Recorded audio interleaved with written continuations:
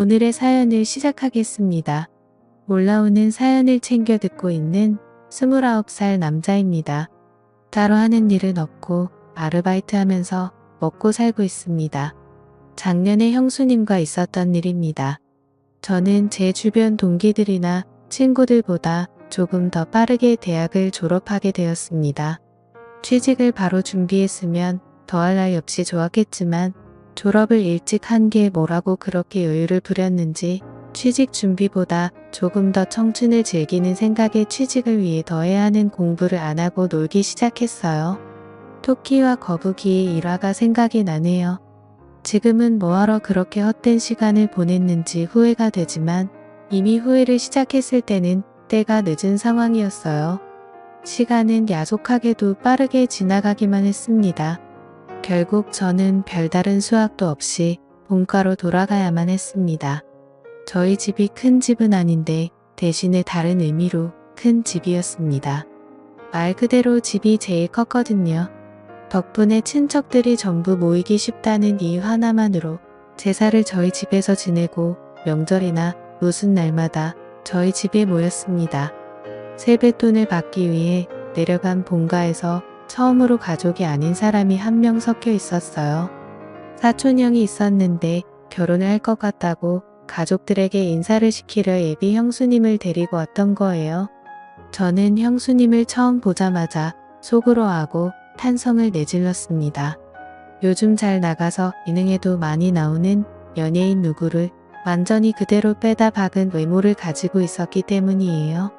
그리고 신기했던 게 친척형이 옛날부터 공부를 잘해서 어머니도 저한테 친척형 하는 거 반만 따라해보라는 잔소리까지 들을 정도로 공부벌레였는데, 그래서 당연히 똑같이 고리타분하고 지루한 공부벌레 같은 여자를 만날 줄 알았는데 또 어디서 이렇게 예쁜 여자를 데리고 왔나 싶더라고요. 얼굴도 잘 보인다고 형수님이 나름 차려입고 걷는데 제사를 지내는 집이라고는 설명을 듣지 못한 건지 치마를 입고 와서 제사 지낼 때 자꾸 눈길이 그쪽으로 가서 아주 혼이 났습니다. 식사할 때도 교자상을 여러 개 붙여놓고 펴서 먹었는데 일부러 형수님 옆에 앉았는데 정말 어쩔 줄을 몰라 하더라고요. 친척형도 자기 와이프 될 사람이 저렇게 불편해하고 있는데 눈치도 전혀 없다 싶어서 제 가방에 가서 담요를 하나 가져다 줬습니다. 형수님이 담요를 받으면서 저한테 고맙다고 눈인사를 하는데 형수님의 미모에 그 정도의 눈웃음이면 우리 친척형이 아니라 어디 재벌 집 후계자도 꼬실 수 있었을 텐데 싶었습니다. 아무튼 제사가 끝나고 점심 식사까지 끝나고 나니 어른들 몇몇이 거실에 모여서 수다를 떨고 있고 나머지 사람들은 각자 빈방 하나씩 차지하고 낮잠을 자거나 했습니다. 저도 제 방에 가서 쉬고 싶었는데 취직 안 한다고 친척들 입에 오르내리다가 갑자기 잔소리를 듣는 분위기가 돼버려서 어떻게 방에 들어가지도 못하고 나가지도 못하고 벌만 서고 있었습니다. 그러다가 친척형이 전날에 늦게까지 일하고 퇴근을 했고 몇 시간 못 자고 차 끌고 내려오느라 많이 피곤하다고 하여 제 방에서 눈 좀 붙이겠다고 하는 바람에 방까지 빼앗겨 버리고 말았어요. 누구는 어디 취직했다더라 하면서 무슨 사돈의 팔촌 이야기까지 하면서 저를 나무라고 있었습니다. 일찍 눈치채고 방에 들어가지를 못해서 괜히 화제의 주인공이 되어버렸고 요즘은 뭐가 비전이 좋다더라, 월급을 잘 받는다더라 이런 이야기를 들으면서 혼나고 있었습니다. 현수도 당하고 비교까지 당하니까 솔직히 자존심도 많이 상하고 내가 왜 이러고 있나 싶었는데 저희 친누나가 마침 친구 좀 만나고 오겠다고 밖으로 나가다가 갑자기 저를 향한 화살이 누나한테 향하게 된 것이었습니다. 명절날에 어딜 쏘다니냐 하면서 여자가 그렇게 밖으로 돌면 시집을 못 간다나 하면서 저 대신에 누나가 붙잡혀서 잔소리를 다 받아내기 시작한 거예요. 저는 그 틈을 타서 그 자리에서 빠져나올 수 있었습니다. 괜히 제 방에서 자고 있는 친척형을 깨우는 게 아닌가 싶어서 아침 붙잡혀버린 누나 방에서 쉬면 되겠다 싶어서 거실에 있는 어른들한테 최대한 들키지 않도록 살금살금 누나 방으로 향했습니다. 시선은 친척 어른들을 향해 있었고 최대한 살살 문을 열고 들어갔는데 방에 들어가 방문을 닫았을 때 저는 얼음처럼 굳어버리고 말았습니다. 방 안에는 예비 형수님이 계셨고 마침 형수님은 누나가 빌려준 편한 옷으로 갈아입고 있던 와중이었던 거예요. 형수님들이 계시니 괜한 일을 만들까봐 형수님은 제가 들어오는 걸 보고도 놀라서 있을 뿐 소리도 지르지 못하는 상황이었던 거였습니다. 그런데 저도 그 순간에는 당황해서 어떻게 할 수가 없더라고요. 밖으로 나가면 나가는 대로 다시 친척들한테 잡힐 것 같고 그랬다가 친척 어른들 앞에 형수님의 이런 꼴을 다 보여주겠다는 생각이 들었어요. 그래서 작은 소리로 연신 사과를 한 뒤에 고개를 반대쪽으로 돌려버렸습니다. 하지만 고개를 돌리고 눈을 꽉 감고 있었음에도 불구하고 이미 뇌리에 각인된 모습이 감은 두 눈 속으로 선명하게 보이더군요. 거기에 눈을 감고 들려오는 스르르거리는 소리가 오히려 그 장면을 상상하게 만들어 버렸습니다. 이제 괜찮다고 하는 형수님의 말에 다시 눈을 뜨고 고개를 돌렸습니다. 매일 누나가 입는 편한 티셔츠에 반바지로 갈아입었는데 옷이 날개라고 하는 말은 다 거짓말 같은 게 같은 옷인데도 형수님이 입고 있으니까 아예 다른 옷처럼 보이더라고요. 하얀색 티셔츠가 얇아서 살짝 민망했는데 오히려 그것마저도 잡지 화보에 나올 법하게 스타일 있어 보였습니다. 형수님이 얼마나 아름다웠는지는 둘째 치더라도 제가 다시 밖으로 나가는 것도 애매한 게 현관문이 닫히는 소리가 난 걸 보니 누나도 어떻게 친척들 소나기에서 탈출해서 당초의 목적대로 집 밖에 나간 것 같았습니다. 그러니 제가 나가면 다시 친척들에게 잡혀 잔소리를 들어야 했죠. 물론 형수님과 단둘이 좁아터진 누나 방에서 있는 것도 충분히 어려운 일이었습니다. 그런데 형수님이 저보고 괜찮다고 방 안에서 소리가 다 들려서 알고 있다고 하면서 자기는 신경 쓰지 말고 방에서 있으라고 하는 겁니다. 형수님한테 친척형은 제 방에서 자고 있는데 왜 누나 방에 계시냐고 물어봤어요. 형수님은 아직 결혼한 것도 아니고 결혼할 사이라고 소개를 해주러 온 건데 어른들 다 계신데 아무리 그래도 한 방을 쓰는 건 아닌 것 같아서 그랬다고 합니다. 친척형이 제가 이 방에 있는 걸 알면 화내지 않겠냐고 물어보니 그건 걱정하지 말라고 하더라고요. 일어나면 연락을 준다고 했다고 그때 나오면 된다고 미리 말을 맞춰놔서 괜찮다고 했습니다. 형수님도 가만 보니 먼 길 오느라 많이 피곤해 보였고 편한 옷으로 갈아입은 게 낮잠을 좀 자려고 했던 것 같아서 누나의 침대를 양보했습니다. 저는 바닥에 누워도 된다고 하고 바닥으로 먼저 누워버렸어요. 핸드폰으로 뭐 드라마나 영화 같은 걸 보려고 했는데 도무지 집중이 안 되더라고요. 형수님은 피곤했는지 금방 잠이 들었고 새근새근 숨 쉬는 소리가 들리니 그 소리가 너무 신경이 쓰였나 봐요. 예쁜 사람은 잘 때 어떤 모습으로 자는지 궁금해서 살짝 고개를 들어서 형수님을 쳐다봤는데 저를 의식한 건지 제가 있는 방향으로 등을 돌린 채 자고 있었습니다. 그런데 오히려 등을 돌린 채 자고 있으니 뒷모습이 보여서 오히려 터제문과 마음이 둘 다 부풀기 시작했어요. 잡생각이 너무 많이 나서 고개를 돌려버렸습니다. 그러지 않으면 큰 실수를 해버릴 것만 같았어요. 그런데 불편한 건 저만이 아니라 형수님도 불편하긴 매한가지였나 봅니다. 제가 바로 옆에 있어서 그런가 형수님도 잠에 들지 못하고 있는 상황이었었나 봐요. 이번엔 제가 형수님이 있는 반대 쪽으로 등을 돌리고 누워있어서 형수님이 일어나 있는지 몰랐는데 형수님이 언젠가부터 제 쪽으로 방향을 틀어서 제가 뭘 하고 있는지 봤는가 봐요. 저는 핸드폰을 만지작대면서 영화 하나를 보려고 준비를 하고 있었는데 형수님이 제가 보는 영화를 보고는 그 영화 자기가 좋아하는 영화라면서 아는 척을 하면서 먼저 말을 걸어왔습니다.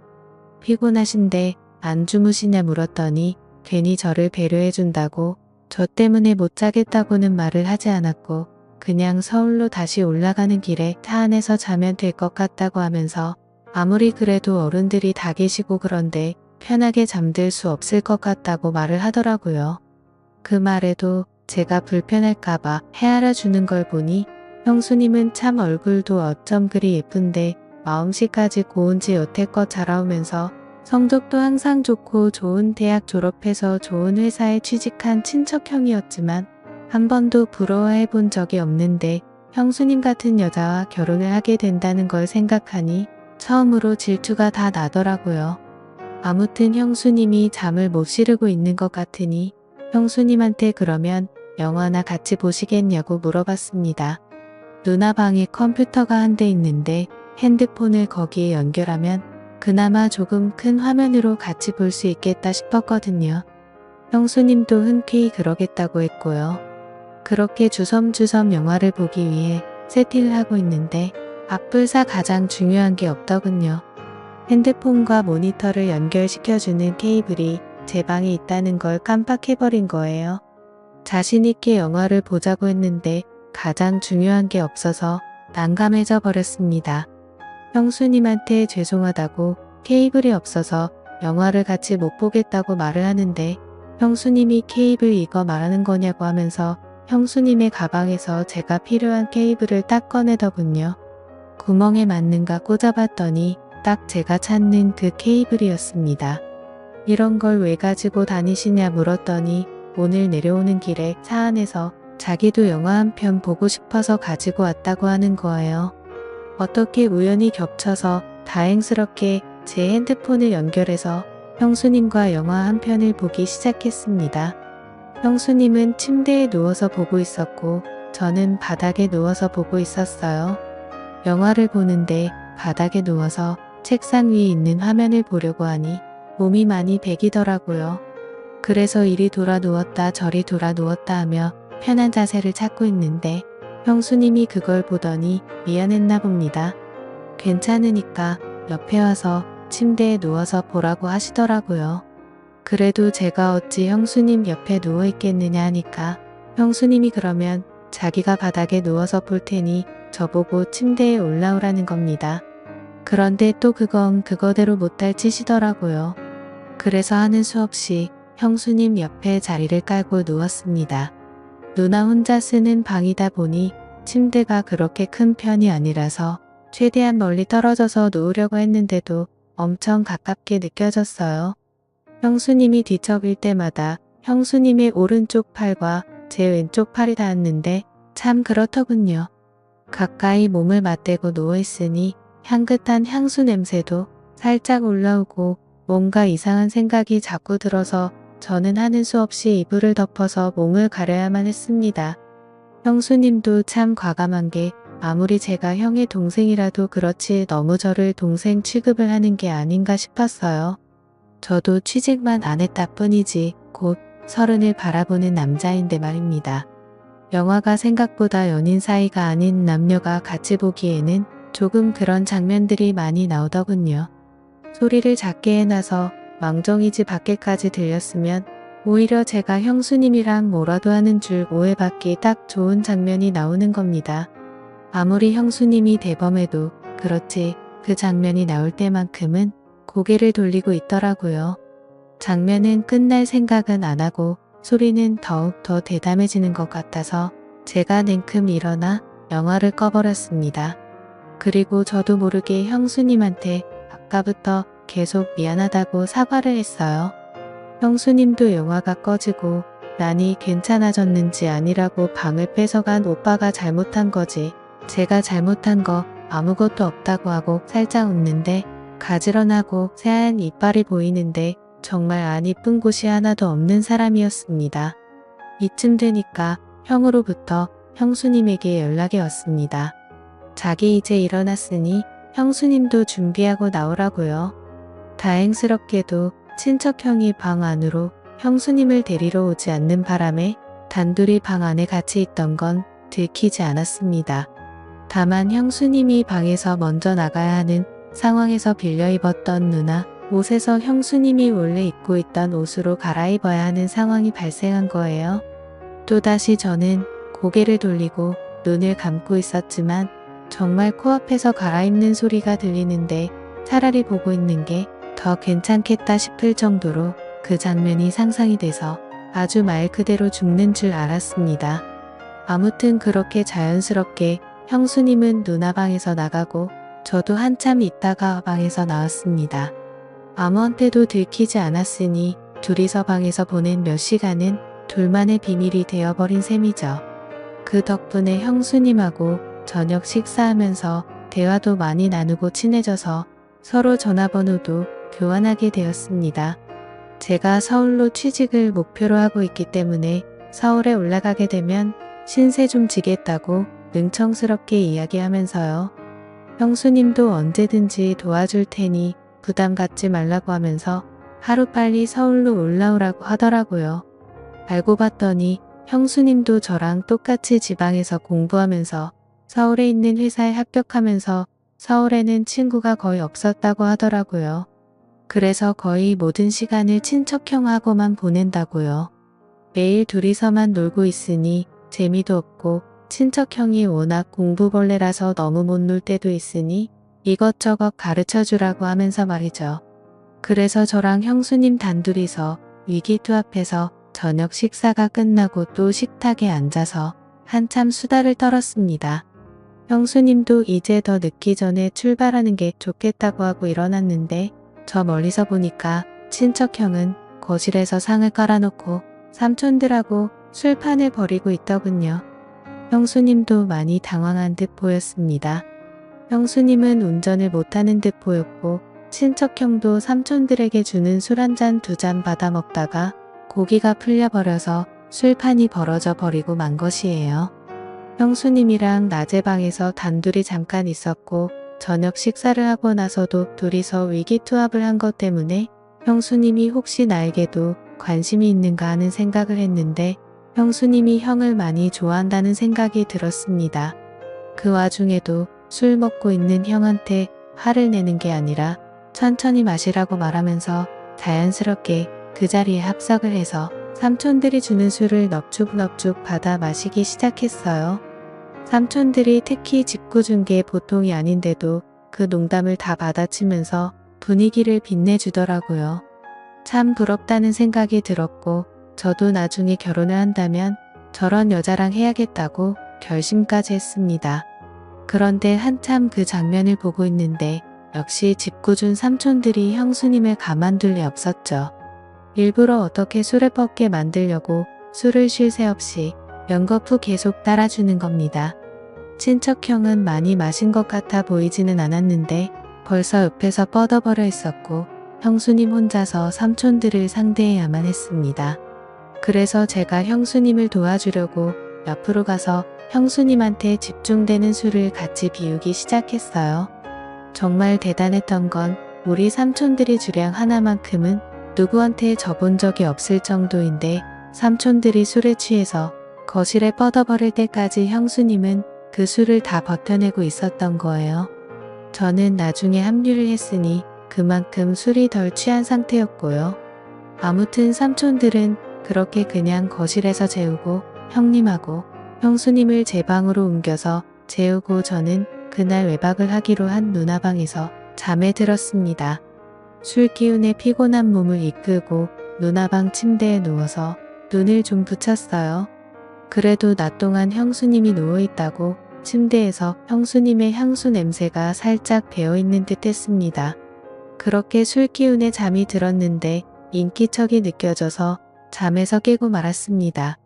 뭔가 싶어서 숨을 죽이고 있었는데 몇 개 느껴졌던 형수님의 향수 냄새가 강하게 나는 겁니다.